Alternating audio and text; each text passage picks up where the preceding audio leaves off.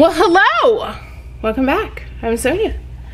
Welcome to my refrigerator. Have you ever had a night, weekday night, and you're like, I don't know what to cook, and I am sick of having the same old thing? Well, today I'm going to be showing you my chicken poblano, and it is just bursting with flavor. And even if you are still trying to get rid of that pandemic fluffy like I am and try to whittle down to get in your two-piece on the beach, this is for you. And it's easy. We're not going to be starting fires outside of my grill. I'm going to show you how to do it in your oven, and it's so good. You guys are going to love it. You ready?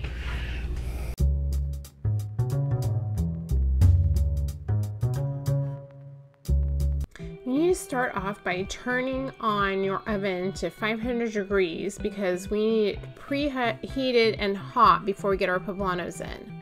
So then we are going to just get our poblanos and just take a little oil of your choice, like some canola oil, vegetable oil, whatever you want. Put a little bit on it. As a reminder, the recipe will be in the description box, and this is really probably enough to make like the base sauce for like double the recipe, but I actually freeze it. I'm gonna show it for you in just a minute so that I can use it to make, oh you guys, you could use the same base to make poblano chicken soup. You could use it on macaroni and cheese and make a poblano. You could use it like on top of like a potato. What else could you use it for? I don't know. It's limitless ideas, okay? So make the double batch, you won't be sorry. Okay, so you're gonna take 2 onions and you're just going to dice them up. Now again, if you wanted to do just half the recipe, you could just cut everything in half the onions, half the poblanos, everything, but I think you'll love it and you should just make the whole thing and just freeze the rest of your sauce if you'd like to. So after we cut up our onions, we are going to get those oiled up poblanos and put them into our oven. Now you're gonna wanna stay close. It does take a little bit because you're gonna wanna keep an eye on them so you don't go too far. This is about halfway through. And about halfway through, you're gonna just want to turn them over. I just wanted to show you what they look like so you guys don't panic and be like, no, they're turning black. You gotta keep going. If you had them outside on your grill, you'd actually like char them just like this, but even a little further. So just keep going and put them back in. If you have a grill or you have a gas stove and you wanna just, you know, char it yourself, you can do that. This is just the easy way. You're gonna need some Ziploc bags. So get your Ziploc bags ready. Okay, next we are going to turn on that front burner on high as they'll go, because we want these to get charred. You're gonna put them in, just kind of even them out and then leave them alone, okay? So here is what the poblanos look like when they're ready. They kind of like start separating. I don't know how to explain except that. See how it's like, I don't know, it's like a thin layer on the outside of the skin. It kind of starts to separate and then you know that they are done. You see that? Okay, I just want to show you what it looks like. So there it is. So then you're going to take your Ziploc bag. You're going to think it's crazy. Put them in and it's going to actually like steam them. And this is going to make it easier to peel off the outside skin that we're going to use. Here is our onions. They needed to get a little bit kind of black. And they cook down. See how small amount that they are? Then we're gonna get our chicken ready. I just cut them up, get all the fat off, and these are really thick, so I just like butterflied them really fast and actually made about 2 pans of this. Like I said, it's like a double batch. So here is our chicken getting ready to get the sauce on it. Okay, so here's what the poblanos are gonna look like. After they have cooled off, make sure they're cooled off before you start doing this because it's gonna get hot. And they have steamed, you actually at that point are going to be able to just literally peel off the outside skin. You do not want this part. So then you also are going to cut off the top, and then we're also going to take out the seeds.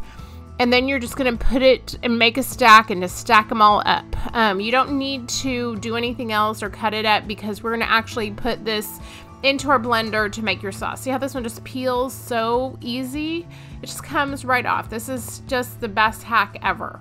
And just get all your seeds out and then you are going to be ready to go ahead and we're gonna put them all into our blender. This is gonna come together so fast. Isn't that easy just to peel off the skin? If not, you guys can take forever, like literally forever to try to get that skin on the outside off that you don't want. Then you're gonna need about 3 bunches of cilantro. I just wash it, pull off the top. You don't need to do anything else because we're putting it in a blender. There's those onions that we charred. We are gonna just put them into my Ninja blender. And then we're just going to add in all our poblanos, and then we are going to add in all of our cilantro, and then we are just going to blend it up. Now, if I had thought about it earlier, maybe I would have put in some cumin into the onions, but I kind of forgot. So if you're like me, you could either have added to the onions or just toast it real quick in a pan. Now, toasting it does change the flavor of the cumin, so you're going to just put it into your sauce, or you could have put it into your onions. I was so distracted that day with a million phone calls and everything else. I had to like cut this video like a million times before I get it, and I think that's why I forgot. But no worries, you just toast it and throw it in. Okay, now we're gonna start on the sauce.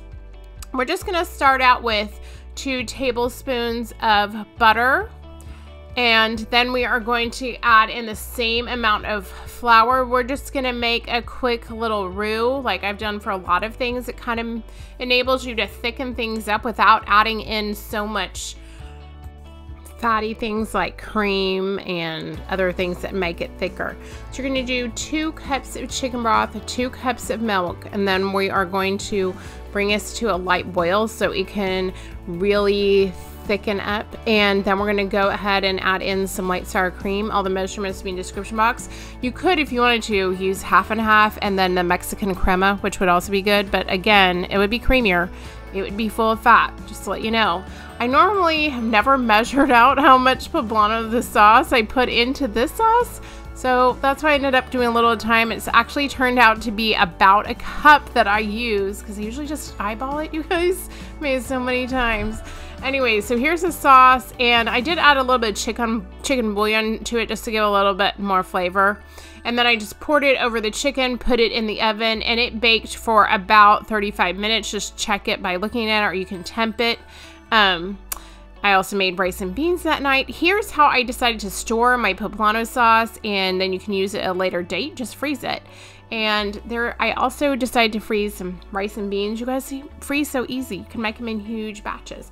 I also wanted to let you know, if you had chicken that maybe was previously frozen or inserted with like all that saline solution or whatever, it might come out a little bit right here watery, and you could just take it, put it into a pan, and kind of bring it back to a boil, and it would work back in, and you could just stir around the sauce. But I just happened to me one other time before, that's why I say it. Okay, you guys, it's plated up, took my thumbnail picture. It looks amazing. I have like 2 whole platters of it ready to go. So I think this would be great served on Spanish rice, or with rice and beans, or just like on a bed of Spanish rice, or I don't know, there's so many possibilities. So let me just put down so I can cut a little piece off. I can't hold it and cut it. Make sure you give this video a thumbs up. Make sure you're subscribed. I don't know if by the time you watch this, we're getting really close to 1,000 subscribers. What should I do when I hit 1,000 subscribers? Let me know down in the comments what you think I should do. Yes. Tonight I had that rice and beans. We actually ate it with brisket that I made yesterday, you guys. I know I haven't told you, but I got a lot of presents for Mother's Day, but one of my presents was a smoker. And the other day I made my first brisket, and it was amazing. So I'm gonna have to show you how to do it, because of course I'm from Texas. Of course I know how to make brisket. Okay, here it is. Give it a try.